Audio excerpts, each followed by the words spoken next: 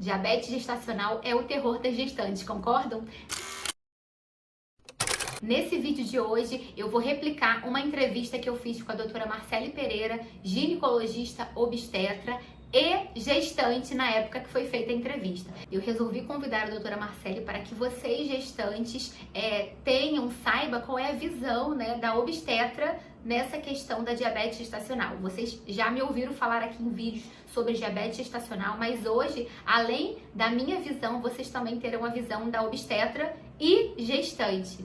Tá? Então, assistam o vídeo que tá bem legal. Muito importante que a gente se alimente bem, porque os estudos já falam, não sou só eu levantando essa bandeira, são os estudos que falam que pessoas que se alimentam bem, elas têm menos riscos de terem doenças. Então, a gente promove saúde através da alimentação. Isso aí já tá mais do que firmado. E de uns tempos para cá, a gente ficou sabendo também da importância da alimentação na gestação. Além de prevenir doenças na mãe, a gente consegue também prevenir doenças no bebê. Então, isso mesmo, o bebê na barriga, a gente já consegue, quando a mãe tem uma alimentação mais saudável, a gente consegue prevenir doenças para esse bebê. Pensando nisso, eu resolvi falar com vocês sobre a diabetes gestacional. Por quê? A diabetes é uma doença crônica, tá? Infelizmente, é uma doença que acomete muitas pessoas, mas precisa de tratamento, de cuidados muito importantes. Contudo, a parte boa, se é que existe a parte boa, né? A parte boa é que a gestante, ela consegue prevenir a diabetes gestacional.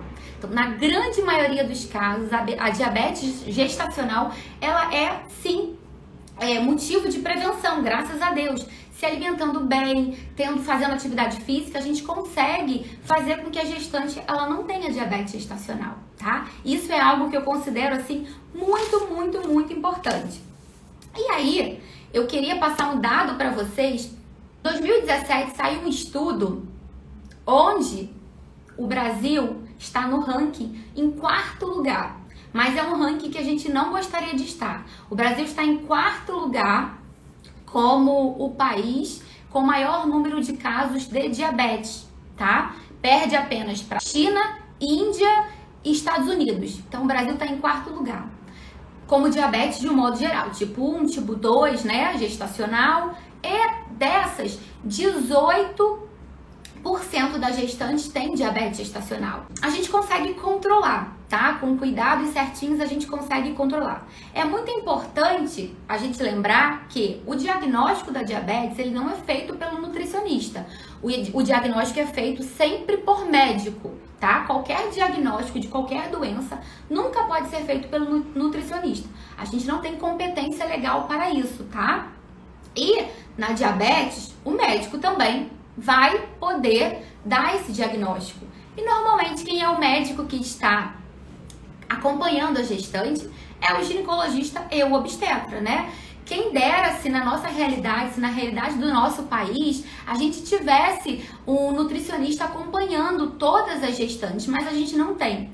Mas a grande maioria das gestantes tem sim um ginecologista e um obstetra acompanhando. Por isso a importância desse médico no diagnóstico da diabetes gestacional. Eu vou então convidá-la, que a gente vai fazer esse bate-papo para tirar dúvidas de quem tiver e falar um pouquinho desse tema com vocês. Eu estava aqui falando com eles, agradecendo e falando da importância do médico no diagnóstico da diabetes. Eu recebo, atendendo no pré-natal, o medo de toda gestante ter diabetes gestacional, né? Como é que você já conduz no primeiro atendimento pré-natal com relação a pensar já no rastreio da diabetes? Eu brinco que, a começar de mim, né? Que eu tô para fazer o TOTG essa semana. Que eu tô grávida também, né? Sim. E aí eu falo que eu tenho mais medo do TOTG do que do morfológico. Então, o diagnóstico, na verdade, já começa nos primeiros exames de pré-natal, né? Na primeira a gente chama de rotina pré-natal, a gente pede a glicemia de jejum, que é o modo como a gente faz o diagnóstico no início da gestação. Muitas vezes, as mulheres, às vezes, como estão nesse processo, né, de querer engravidar há um tempo, às vezes ela tem até um exame muito recente, tipo, logo antes do atraso menstrual e às vezes com uma glicemia alterada.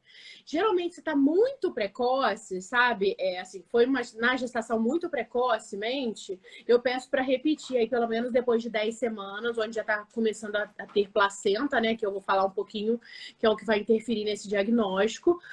Ou senão, na primeira rotina de pré-natal, enfim, aí em torno de 10 semanas, pelo menos aí, fazer esse diagnóstico através da glicemia de jejum, é o exame de glicose simples mesmo, que faz esse diagnóstico no início, né? Algumas vezes, se a glicose já vem muito alterada, a gente até suspeita que a paciente já vinha com alguma alteração prévia à gestação e provavelmente, às vezes, um diagnóstico, né, de diabetes pré-gestacional, que aí a gente teve uma questão de oportunidade da gestação e fez esse diagnóstico. É importante até ressaltar, assim, para gestantes isso, né? Que às vezes ela pode estar na gestante, mas descobrir na gestação que ela já tinha diabetes. E isso a gente consegue identificar por valores, né? Se a glicemia dela tiver num valor diferente do padrão para diabetes gestacional, o médico acaba diagnosticando como diabetes anterior à gestação, mesmo a gestante sendo, né, nunca sabendo disso, né, tendo vivido sem saber disso. Exatamente. E assim, às vezes quando a gente fala isso, né, aquele choque de realidade no início, mas enfim, é uma coisa bastante a gente a se atentar, né? Você falou aí em valores, a gente desde, se eu não me engano, 1992, a gente mudou realmente esse valor de referência para a gestação, que seria uma glicemia de jejum maior, igual a 92, já dá o diagnóstico de diabetes gestacional. Então, muitas vezes, dependendo, né, enfim, seu perfil também tem bastante seguidores, às vezes de fora do Rio ou de localidades que não tem tão fácil acesso assim aos serviços de saúde, alguns serviços de saúde que não estão atualizados, né, consideram ainda o diagnóstico às vezes a partir de 100, às vezes a partir de 99, que seria uma referência de uma pessoa não gestante ou de algum estudo muito passado aí, e não o que a gente considera agora na gestação. A gente fica mais rígido durante a gestação, né? Porque as consequências do não diagnóstico de um diabetes gestacional podem ser realmente muito sérias. E o tratamento e acompanhamento relativamente simples, né? Então, apesar de todo o nosso medo, assim, né? Então, a gente fica bastante em cima e ficou mais rígido desses valores. Os estudos mostraram que trazendo, vamos dizer assim, para mais justo esses valores, a gente conseguiria prevenir ou qualquer outras complicações da diabetes. Exatamente. Eu até lendo sobre isso, né? Não existe um consenso, até importante que se fale, não existe um consenso sobre a questão dos valores, mas existem sim estudos, né? Eu gosto muito de seguir o ADSP, né? Que é a escola que fala, né, dos estudos para diabetes e gestantes. Eu acho que os valores deles são realmente os de 92, acima de 92, a gente já tem que considerar que a gestante ela tem diabetes gestacional, e se for acima de 126, já considera inclusive que essa diabetes ela era anterior à gestação, né? Eu atendo algumas gestantes que vêm e quando eu verifico a glicemia, ela está acima de 92, mas a gestante nem sabia. Eu sei que eu não posso fazer diagnóstico e muitas das vezes eu só alerto. Olha, a gente vai precisar ter um cuidado na alimentação com a sua, principalmente com a sua glicemia, né, com seus carboidratos, mas conversa com o seu obstetra. E aí, às vezes, ela fala, mas ele disse que eu não tenho diabetes gestacional. Eu acabo nem entrando muito nessa questão, porque eu acho que a gestante saber se tem ou não é o caso. A gente precisa cuidar, é tratar e prevenir, exatamente, porque, de fato, é algo que é relativamente simples de ser tratado, né? Mas, se não tratado, tem causas, né? Riscos muito grandes. E eu queria falar um pouquinho sobre essa questão dos riscos. A gente sabe que por conta da produção de hormônios da placenta, a questão da resistência insulínica, as gestantes elas têm sim uma suscetibilidade maior para diabetes, mas existem algumas que têm uma suscetibilidade maior ainda, não só por ser gestantes. Poderia falar um pouquinho sobre esses fatores de risco para diabetes gestacional? Sim. O principal fator de risco é a história familiar, né? Mostrando assim uma tendência realmente familiar a desenvolver a diabetes gestacional. Vou misturar um pouquinho com a fisiologia para falar, porque isso vai mostrar que, assim, vamos dizer, o pâncreas daquela família, ele não tá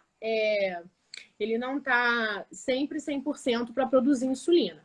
Vou falar um pouquinho aqui da fisiopatologia, né? Na verdade, a gestação, ela produz hormônios que a gente chama diabetogênicos, ou seja, que favorecem como se fosse o excesso de gordura, o excesso de glicose no sangue. Por quê? Para favorecer o crescimento, o desenvolvimento do bebê, para ter um aporte maior de glicose mesmo, de energia para esse bebê crescer, né? Principalmente em parentes de primeiro grau.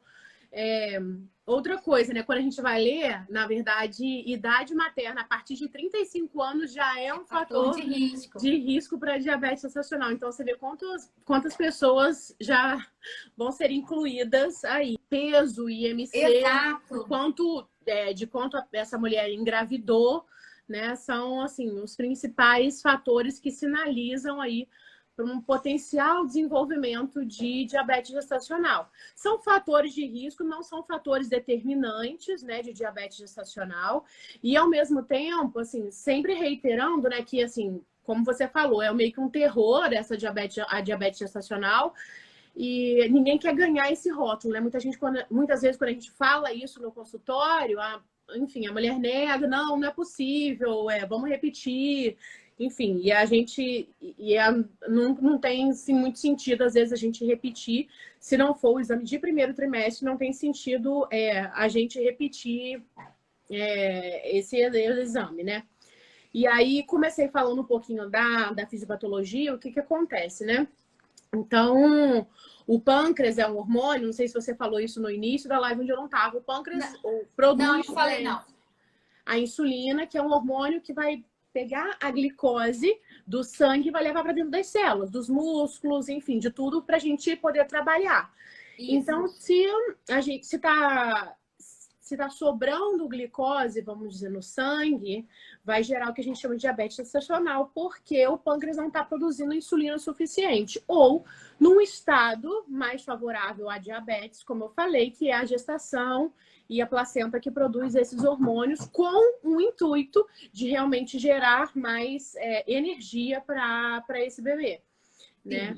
Então, é isso. E aí, assim, quando tá sobrando ainda além do que deveria, temos a diabetes gestacional. Com o principal, se a gente não consegue mexer nesse metabolismo aí, né, de glicose e insulina, a maneira mais simples que a gente tem de controlar isso é diminuindo a oferta de glicose aí, então, de carboidrato e de tudo isso, que é a maneira mais simples da gente conseguir controlar a diabetes gestacional. Sim. Esses fatores de risco, né? Às vezes, alguns até incluem mulheres que têm altura menor que 1,50 m, né?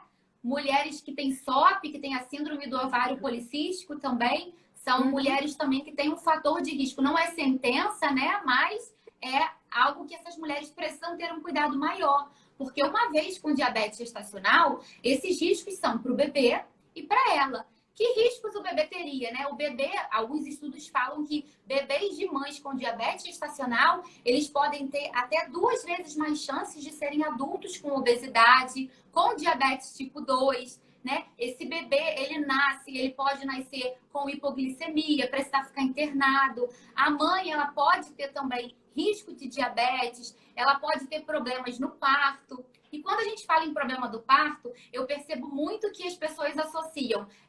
Tem diabetes gestacional, não posso fazer o parto normal. porque realmente os riscos por parto cesáreo são maiores. Acaba tendo mais propensão a ter um parto cesáreo. Mas realmente, uma mulher com diabetes gestacional, ela é proibida de ter um parto normal? Não, não, muito pelo contrário, né? Na verdade, assim, se a gente, nas patologias que a gente tem alguma alteração no metabolismo da mãe, a gente tenta intervir o mínimo, né? E o parto normal seria respeitar exatamente essa fisiologia. Então, ela não é proibida, pelo contrário, ela é incentivada a que tenha realmente um parto normal. Já que você falou nisso, assim, o que às vezes muda, né? Seria a idade, talvez, a idade gestacional, que seria recomendado o nascimento desse bebê. Seja a mãe escolhendo uma cesariana, seja o parto normal, né? Então, idealmente, nascer com 40 semanas, se essa mãe está controlando a diabetes gestacional com a dieta. Se foi necessário insulina, né, que é outra opção também, o aconselhamento é que seja até 38 semanas, em torno de 38 semanas o parto. Entendi. Isso também assusta muita gente, né, Thaís? Assim, fica todo mundo muito também com medo da indução de parto, ou com medo da cesárea que seja com 38 semanas. Você falou medo, realmente, eu acho que é a palavra de diabetes gestacional. Com medo de usar insulina também. E eu sempre converso bastante, assim, né? Dado, vamos dizer assim, o diagnóstico de diabetes gestacional, vai ser necessário um acompanhamento nutricional de pertinho para que tudo corra tranquilamente bem. E um acompanhamento também de um endócrino junto, né? Então, assim, não é só o obstetra, para poder ajustar isso, se estão em níveis legais, vão continuar em níveis legais, ou se vai ser necessário até acrescentar insulina. O uso de insulina, né, ele não deve ser tão temido como, assim, nem o diagnóstico, né? Enfim, acho que a minha função aqui seria bem esclarecer. O que deve ser temido são as consequências. Então, deve ser feito o tratamento adequado com a dietoterapia e com insulina, se for o caso, ou com hipoglicemiante oral, né, com comprimido, que se for necessário também. Porque, na verdade, as consequências da diabetes são para diabetes não tratada. Então, para quando ela está realmente fora de controle. Tem repercussões, como você disse, materno e fetais quando não tratada. E muitas vezes a evolução, né, do tamanho da placenta, líquido, bebê, vai demandar em algum momento daquela mãe que venha fazendo o acompanhamento, mesmo que nutricional adequado. Às vezes chegou no terceiro trimestre, vai ser necessário incluir aí insulina. E a gente não deve ter, assim, medo disso e nem achar que a mãe foi alguma descompensação. Talvez aquele pão que eu comi que não foi integral, foi aquele macarrão que eu exagerei, a pizza no final de semana. Não é uma coisa pontual, assim, que vai gerar uma necessidade, né, de uso de insulina. Mas, pelo contrário, eu sempre costumo esclarecer que muitas vezes é uma evolução esperada pelo crescimento e aumento da demanda, né, da fisiologia acontecendo, né? Muitas vezes a gente não vai conseguir controlar e não é culpa da mãe que não conseguiu fazer a dieta. Muitas vezes ela está fazendo dieta e tem ainda as glicemias alteradas e isso está sendo acompanhado, vai ser acompanhado junto com o nutricionista e com o endócrino também.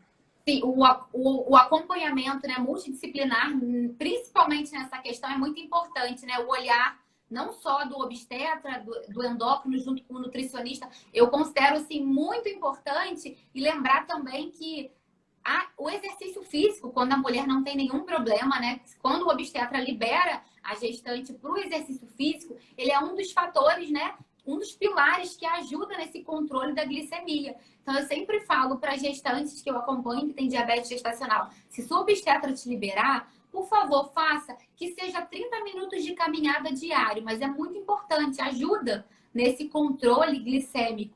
Com relação ao tratamento, a gente sabe, né? Você comentou aqui sobre a questão da insulina, o medicamento, ele acaba ficando até depois da insulina, né? A questão da metformina, ela vem como outra opção. A primeira opção é a insulina, não é isso? Para a gestante? Sim, é a opção mais segura até. Isso. A opção mais segura. Mas o que na sua prática você percebe? Gestante, eu pelo menos assim, né, percebo que as gestantes, quando elas conseguem fazer um acompanhamento, estão no endócrino, estão fazendo a dieta direitinho, a gente consegue controlar a glicemia. São raros os casos que a gente precisa dessa insulina, né, ou até mesmo de uma medicação. Sim, a grande maioria dos casos vai ser controlado só com dieta e alguns poucos casos vão precisar de insulina. E ainda assim, reforçando, a gente não deve ter medo da insulina. A insulina vem para agregar, para trazer algo de positivo, né? Então, assim, mas ainda assim, repito, alguns poucos casos. Você falou, às vezes a gestante volta no médico, o médico fala, não, você não tem nada, não. Eu acho que, às vezes, não é possível, alguns médicos até tentam minimizar para não assustar muito a mãe, né? Para não assustar a gestante, tentam minimizar essa experiência. Não, a glicemia deu só 95, está muito próxima desse limite, corta o doce que vai dar tudo certo. Então, tentam minimizar isso para como se fosse não assustar muito a mãe, né? Mas a gente deve assumir essa necessidade do cuidado mais de perto para que não precise realmente evoluir para um tratamento de insulina e, se for necessário, enfim, também não exime a dieta. Precisa manter ainda assim o tratamento principal, né? Importante lembrar também que teve a primeira consulta. A mulher, ela tá com a glicemia abaixo de 92, tudo bem, mas aí existe, né, o protocolo do rastreio para diabetes gestacional, que é o teste de tolerância oral à glicose, que é aquele teste chatinho que ninguém gosta de fazer, né, que tem que ficar no laboratório, tem que tomar a glicose, né, que é aquele líquido, aquela solução bem doce. E aí, normalmente, de 24 a 28 semanas, você faz alguma observação assim, olha, faça logo na 24ª semana, porque quanto antes, melhor a gente descobrir alguma coisa. Ou você prefere que faça depois? Não, eu recomendo, assim, eu peço que faça logo, né? É importante fazer logo, enfim. Até porque, enfim, não adianta nada a gente ficar adiando esse diagnóstico, né? Eu penso exatamente assim. Se houver, né? E se não houver, também fica livre logo. Acabou, sabe? Então, é bom fazer logo, realmente, isso que você falou. Então, assim, duas coisas que eu queria falar sobre o TOTG, né? Na verdade, esse testezinho, como você explicou, qualquer alteração também, ele tem, né, os níveis de referência. Às vezes, né, a gestante vem mais assustada porque olhou e o laboratório não colocou a referência de gestante, né, colocou outra de não gestante. Às vezes ela vem assustada, então não adianta. Tem que esperar conversar com a sua assistência pré-natal para ver qual vai ser o resultado disso. E qualquer alteração num desses 3 níveis, né, seja no jejum, seja numa hora após, né, a glicose ou 2 horas pós, já também dá o diagnóstico de diabetes gestacional. Não se justifica repetir esse teste de forma alguma. E nas gestantes que já têm o diagnóstico de diabetes gestacional antes de 24 semanas, elas são desaconselhadas de fazer esse teste. Se você já tem esse diagnóstico, significa que você vai tomar um suco doce pra caramba. E é melhor comer 3 brigadeiros, já que é pra sair da dieta. Verdade, né? Já que é pra sair da dieta, vamos escandalizar. Então. Verdade, com mais prazer. Não tem indicação de fazer esse teste. O acompanhamento é feito, né, com HGT, que a gente chama com hemoglucoteste, enfim, antes e após as refeições, ou nas gestantes que têm alguma dificuldade maior, com a glicemia de jejum e após prandial, às vezes em algum serviço público ou localidades mais longe que não tem, ou até de difícil acesso, né? Que a mulher não tem a maquininha, as tiras para verificar a glicemia capilar. Pode ser feito, às vezes, semanalmente, esse acompanhamento de glicemia de jejum e pós-prandial, para ver como está reagindo, né? Como fica a glicemia depois da refeição, como está reagindo seu organismo após as refeições, se ele está conseguindo controlar, enfim, tudo isso. E, às vezes, até com relação a controlar as refeições, não é uma regra. Às vezes, algum alimento aumenta a glicemia de uma determinada gestante e de uma outra não aumenta tanto. Então, é muito importante nesse momento, quando a gestante está fazendo esse acompanhamento capilar, eu sempre peço para pelo menos por um tempinho fazer um diário e observando o que você comeu, quanto deu a glicemia. Porque eu já peguei gestantes que, às vezes, a diferença do iogurte desnatado e o integral fez diferença na glicemia dela. A gente percebeu que ela usando o iogurte integral, por conta da gordura, a glicemia dela ficava mais controlada do que se ela tomasse o iogurte desnatado. Então, a gente só conseguiu perceber isso porque ela anotava e sabia direitinho o que ela tinha comido. Então, é realmente chatinho, é um cuidado chato, porque às vezes a mulher está pensando em outras coisas e não quer ficar escrevendo o que comeu. Mas é importante e tem efeito, né? Funciona. Eu acho que isso é o importante. É algo que dá trabalho, mas funciona. Ninguém... E aí tem gente que pensa assim, mas eu não vou poder comer nada de doce, não tem mais que comer carboidrato. Não é isso, né? Eu sempre falo, não, você tem que comer carboidrato. A gente vai precisar controlar e melhorar a qualidade, né? Sim. Agora, deixar de comer carboidrato não tem como, porque você precisa do carboidrato para gestação, né? A gente não pode chegar e fazer uma dieta de um jejum intermitente, uma low carb, porque já tem gestante que já pensa logo assim, se eu fizer uma low carb desde o início, eu vou ter menos risco de diabetes gestacional. Eu falo, não é bem assim, a gente controla, né? Usa sempre fibra, beba bastante água, evitar açúcar, comer coisas industrializadas, esses produtos ultraprocessados, preferir sempre integrais, então grãos integrais, arroz integral, vai comer um macarrão integral, sempre com legumes, verduras, frutas. Eu falo que é o básico, é comida de verdade, né? Não tem muito mistério. É você comer comida de verdade, evitar ao máximo esses produtos industrializados que são práticos, né? São rápidos, mas não tem nada de saudável, né? É o básico que funciona bastante. Exatamente. E com relação ao teste de tolerância oral à glicose, é importante também, né? Como é que é essa questão do pós-parto, a mulher depois no acompanhamento, que é muito importante acompanhar depois, né? Para poder verificar se os níveis voltaram ao normal. Pode falar um pouquinho, por favor? Sim.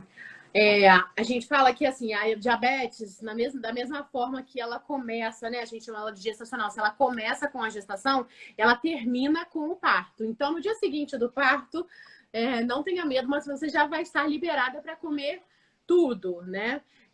Mas a gente faz um acompanhamento, né? 6 semanas pós-parto é recomendado a gente repetir aí esse rastreio da glicemia de jejum, né? E aí alguns endócrinos geralmente variam um pouquinho. Tem gente que eu já vi pedindo pós-prandial, tem gente que pede de novo o TOTG. Aí não sei o que você tem visto do acompanhamento. Então, o que eu tenho visto, até vi em alguns artigos, que o TOTG ele é o mais assertivo. Não sei se você já leu, eu tenho lido isso em artigos, que é o mais indicado. Depois da 6ª semana, o TOTG de 75, para poder verificar como é que estão esses valores. E, inclusive, os valores acabam mudando, né? A gente já não vai mais avaliar como os mesmos da gestação, né? Então, certo. Isso, ele é mais assertivo, porque ele é mais exatamente específico, considera melhor, então, como que ficou o metabolismo da glicose, né? Após parto, exatamente. Isso. É bem importante porque algumas mulheres, às vezes, acabam não dando muita prioridade, né? Eu tô amamentando, minha vida tá uma loucura, não vou dar muita importância para fazer o teste. Quando tô acompanhando, eu já falo assim, olha, quando a obstetra pedir o exame, não deixa de fazer, faz 6 semanas depois, porque nem sempre elas voltam para mim, mas o obstetra, com certeza, elas vão. Então, eu sempre alerto isso, porque é muito importante verificar, porque é um fator também para essa mulher depois ter uma diabetes não gestacional, uma diabetes tipo 2, né? Então, é importante esse cuidado de perto, porque ela pode, de repente, depois... tive o bebê, tô livre, só que na verdade não vai estar, né? Mas na maioria dos casos está, não é isso? Isso, a maioria eu só quis dar um alento. A maioria dos casos vai estar, mas realmente demanda esse cuidado. E até porque, enfim, é uma prova documental ali do final da gestação, né? Enfim, do final do puerpério, na verdade, e a prova de que ficou tudo bem. Por exemplo, das mulheres também que tiveram alteração da tireoide na gestação. Então, assim, é um marco bem importante esse retorno entre 40 e 45 dias pós-parto, realmente uma visita médica, para realmente finalizar assim, com chave de ouro, como se fosse o pré-natal. Fazer esse resgate, então, da questão de quem teve diabetes gestacional, quem teve alteração na tireoide, quem usou antipertensivos, já é o momento de realmente já estar sem eles. Então, é um marco bastante importante. E, assim, o hábito do acompanhamento nutricional, né? O ideal até que ficasse para a vida e que voltasse também na nutricionista. Até porque, nesse tempo, né, a gente muda completamente, né? 45 dias pós-parto ali, você vai estar toda necessitando muita caloria boa para fazer, né, a amamentação ali também de qualidade, também nutritiva para o seu bebê, né? Então, seria bastante ideal também voltar na nutricionista para refazer esse plano alimentar. E já também dou logo uma injeção de ânimo, porque é muito melhor, porque elas incluem muita caloria. Vai dar para comer bastante. Mas eu costumo fazer assim, quando eu tô acompanhando, né? Eu, no terceiro trimestre, eu faço uma consulta no início e no finalzinho, antes da gestante ter o parto, né? Antes do parto, eu marco uma consulta pra gente já falar desse pós-parto. Porque eu sei que no primeiro mês ela não vai voltar. Então, eu já deixo um plano alimentar para ela no pós-parto, com orientações, porque tem muito assim, não pode nada. Quando, na verdade, não é assim, né?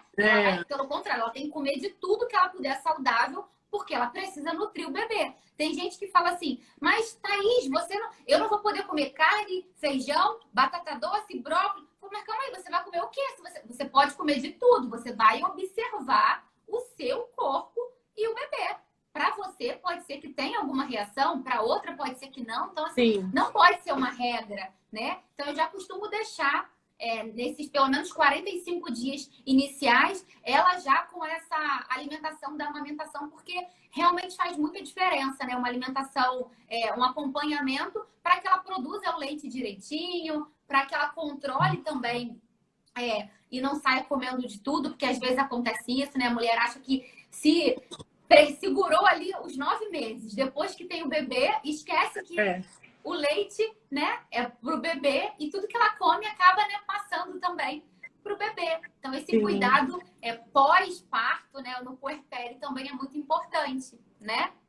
Sim, com certeza, com certeza. E até porque todo mundo fica nessa expectativa de perder peso logo após a gestação. Isso não é assim também. Também por isso que vale continuar acompanhamento nutricional, né? Então... Exato. Eu até falo assim, olha, você demora 9 meses para ficar com essa barriga. Você não vai querer em 1 mês perder a barriga, não. Vamos esperar aí, vamos devagarzinho, dê tempo ao tempo, às vezes 9, às vezes 1 ano, vai ser o suficiente. Cada organismo é único, né? E eu não acho que o emagrecimento tenha que ser a prioridade, né? Sim. A prioridade tem que ser a alimentação, a amamentação, né? O cuidado, o momento dela com o bebê. Nunca o emagrecimento, porque a gente acaba vendo, né, na mídia essas artistas que têm bebê e 1 semana depois estão lindas e maravilhosas, mas essa não é a nossa realidade. Então, assim, eu sempre falo, não fiquem aflitas com isso. Às vezes eu atendo algumas gestantes que não estavam programadas, né? E já pensam logo nisso, mas meu corpo vai mudar muito, eu vou engordar, enfim. E eu tento fazer, a gente acaba sendo um pouquinho de tudo, né? Tenta ser psicóloga, né? A gente acaba agindo em muitas áreas. E assim, só reforçando também o que você disse em vários, enfim, momentos até da live. a individualização do tratamento, do acompanhamento, né? O que você falou, assim, a mesma dieta, você vê o mesmo plano alimentar para uma pessoa produz níveis de glicose diferentes do que para outra. Então, algumas pessoas vão precisar comer algumas coisas e outras pessoas não vão poder comer aquelas mesmas coisas, né? Não vão ser aconselhadas a comer aquelas mesmas coisas. Ou, enfim, o que deu certo para sua irmã, para sua tia, para sua prima, não vai ser o que vai dar certo para você. Às vezes pode ter, enfim, consequências ruins para você daquela alimentação que tá bonitinha, saudável para sua irmã e para você não vai ter consequências tão legais. Então, assim, individualizar, por isso, assim, fundamental a ajuda de uma nutricionista realmente para organizar isso, né? E se a gente não organiza, né? Se a gente não coloca realmente tudo numa ordem, num plano alimentar e se prepara para marmitar de verdade, acaba deixando muito solto, não se organiza e a gestação passa e vai passando, enfim, e a gente não tomou os cuidados necessários. Então, realmente encarar cada momento como importante e especial de cada alimento que a gente está ingerindo, né? Tanto pra gente quanto para o bebê que a gente está gestando. Isso, eu até falo às vezes para ela o quanto é importante, principalmente na diabetes gestacional, a ceia. Porque às vezes a gestante, eu jantei 7 horas da noite, mas eu não tô com fome de comer lá para as 10, eu vou ficar até o dia seguinte sem comer. E eu gosto de alertar que é importante, porque às vezes o excesso de jejum pode causar uma hipoglicemia nela que vai descontrolar e vai ser prejudicial. Aí, às vezes, eu passo uma fruta à noite para comer, mas sempre associada a uma fonte de fibra ou proteína, ou uma castanha também. E ela fala, mas eu vou comer fruta à noite? Eu falo, olha, tem fruta que você pode. Enfim, tá tudo controladinho, mas você precisa, porque realmente o protocolo para diabetes, a mulher precisa de 25 gramas de carboidrato complexo à noite, para justamente não causar esse desequilíbrio na glicemia no dia seguinte de manhã. Então, é importante essa individualidade realmente por isso, porque cada mulher, a gente precisa avaliar o horário que ela comeu, o horário que ela acorda, né? Para poder ter tudo isso. Então, não pode copiar, copiar de uma prima que funcionou bem, foi de repente na nutricionista, e funcionou de um jeito e que para ela vai funcionar, porque às vezes não, né? Acaba que... Isso para tudo, né? Imagino que qualquer tratamento, né? Protocolos são generalizados, mas a gente, né? O olhar do profissional está ali justamente para individualizar aquele protocolo, né? Na gestante também, lá na parte da obstetrícia, com certeza isso é até mais... Acaba funcionando mais vezes, né? Nunca ser um protocolo e todo mundo como um robô vai fazendo igual. Não tem como. Não tem como. Não tem como. A individualização é sempre, enfim, a chave do sucesso em todos os casos. Um momento realmente tenso das mulheres, mas que com o tratamento certinho tudo flui bem, né? Tudo flui bem, isso. E pensar sempre que é gratificante, né? Assim, é um esforço que vale a pena, sabe?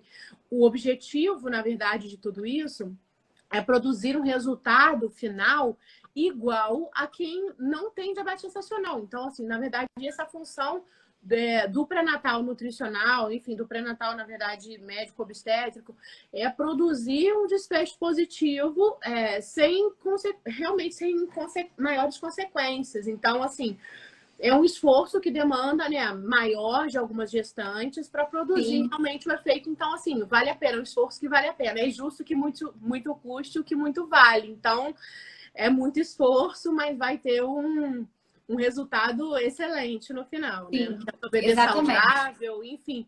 E até talvez novos hábitos alimentares que fiquem para a vida, quem sabe. Aí é mais positivo ainda. Eu falo isso, que é um teste, porque depois ela tem que dar o exemplo para o bebê na introdução alimentar. Então, ela já está se adaptando a uma rotina alimentar saudável que muitas vezes não tem, né? Às vezes a mulher entra na gestação sem ter hábitos saudáveis e ela vai adquirindo ao longo da gestação por conta de saber que é importante para o bebê esses hábitos saudáveis. E às vezes ela pega. Óbvio que ninguém é 100% nunca na vida. Eu não sou, com certeza você não é, ninguém é, né? Mas o tempo que a gente conseguir ser e se alimentar bem, se nutrir, faz bem para a saúde, independente de estar gestante ou não, né? Com É muito certeza. importante. Importa a gente disseminar, né, mais informação, Exato. para trazer mais segurança e um possível melhor acompanhamento para tantas mulheres e tantas gestantes, né? Sim, exatamente. Porque a gente sabe, né? Eu até estava falando isso no início da live, que a maioria, né, das gestantes tem uma obstetra, né? Seja no SUS, seja no particular, mas a maioria não tem uma nutricionista no pré-natal. E seria tão importante, né, que toda gestante tivesse um nutricionista no SUS, inclusive, para acompanhar, porque é algo que eu acredito que caminha junto e que faz muita diferença. É um resultado bem positivo quando a alimentação está associada com todo o tratamento do obstetra, do endócrino, seja do médico que esteja acompanhando a pessoa, e no caso a gente está falando de gestante, então é o obstetra, é muito importante. Mas como a gente sabe que não é possível para todo mundo, eu gosto mesmo de falar em um olhar obstétrico, né? É um outro profissional, né? O profissional que é o número 1 da gestação. Então a gente realmente acaba tendo passando a informação de uma forma mais completa.